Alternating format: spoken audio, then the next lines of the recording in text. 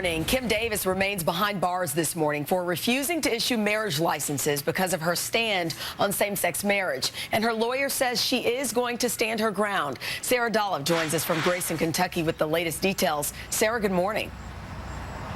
Well, good morning, Chanel. Attorneys for Kim Davis say she is in good spirits. She has been doing Bible study in the jail behind me, and she is prepared to stay there for as long as it takes.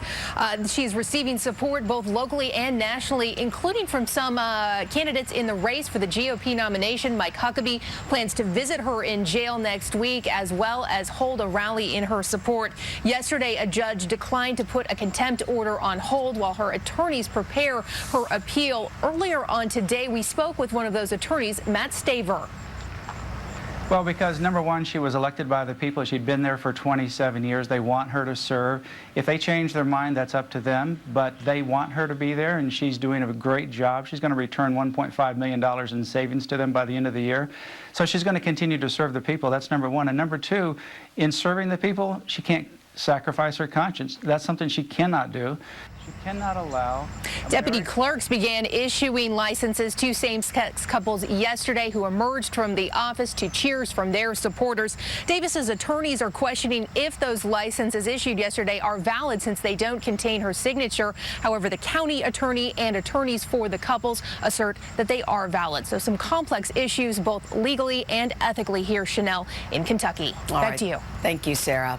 In an exclusive interview with NBC News, Hillary Clinton stresses that the issue of her email server should not raise questions about her judgment. The leading contender for the Democratic presidential nomination sat down for a candid talk with NBC News chief foreign affairs correspondent Andrea Mitchell and wanted to be clear about the role of the server during her State Department years. You know, I was not thinking a lot when I got in. There was so much work to be done. We had so many problems around the world. I didn't really stop and think, what kind of email system will there be? Does it raise judgment questions? Well, I don't think so. I think that the facts are pretty clear that we had a lot of hard work, hard choices to make in those 4 years, and I'm very proud of it. Clinton has been trying to shake off the issue of her private mail server, but even now there are federal probes underway. The first wave of migrants are now making their way from Hungary into Austria. A fleet of Hungarian buses began taking migrants to the border after thousands clogged the major highway, determined to walk to their destination. Charity workers in Austria greeted them with food and a place to sleep. Residents fleeing war in the Middle East and Asia have created a humanitarian crisis in Western Europe, leaving nations at odds over how to handle the crowds desperately seeking asylum. On this Labor Day weekend, drivers are getting more for their buck at the pump. Gas prices are at their lowest in more than a decade. The average about $2.40 a gallon. That's down 9 cents from last week and more than $1 from the same time last year. And finally, a phenomenon that may be too much of a good thing for one school. Teachers there are seeing double and then some. Look at this. This school in southern Honduras has 23 sets of twins. Wow. And get this, apparently some of the twins are taking advantage of the fact that they look alike, trading classes and taking each other's tests, and you always want to do that. While it might be a challenge at times, and local teachers, residents in the town consider all the twins a blessing. It's 23 cool. It's interesting there's so many identical sets. Exactly. Yeah. It's funny, on the radio on the way in this morning, they were talking about a town on Long Island that this year has 11 sets in kindergarten, which I thought was incredible until I heard about 23. There you go. Something in the water. One twin does the coloring, the other twin does the math. I mean, it's like everyone just brings out their best strength. Yes. Take your role. Tom Brady, a 4-time Super Bowl winner, was victorious in court once again this week, as you likely heard, but it was a more humble Brady who spoke out to his fans on social media overnight. Tom Brady speaking out for the first time since his 4-game suspension was erased by a federal judge this week. Brady posted a message on Facebook last night, writing, "While I'm pleased to be eligible to play, I'm sorry our league had to endure this.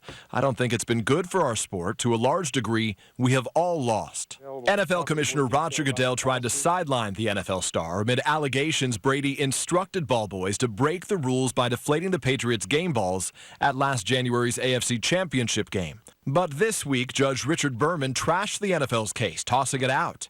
On Friday, a man claiming to be Brady's father called into a San Francisco radio station to take on the host. So when you say that Brady is a liar, you better be careful, fella, because you don't know what the heck you're talking about. The caller also slamming the NFL commissioner. We know Goodell has lied. He lied in the Ray Rice case. He lied in this case. He has lied in the Peterson case.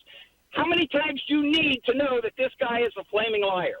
Brady excited to be playing in the NFL season opener Thursday night, writing, "I look forward to the competition on the playing field, and I hope the attention of NFL fans can return to where it belongs, on the many great players and coaches who work so hard every week and sacrifice so much to make this game great."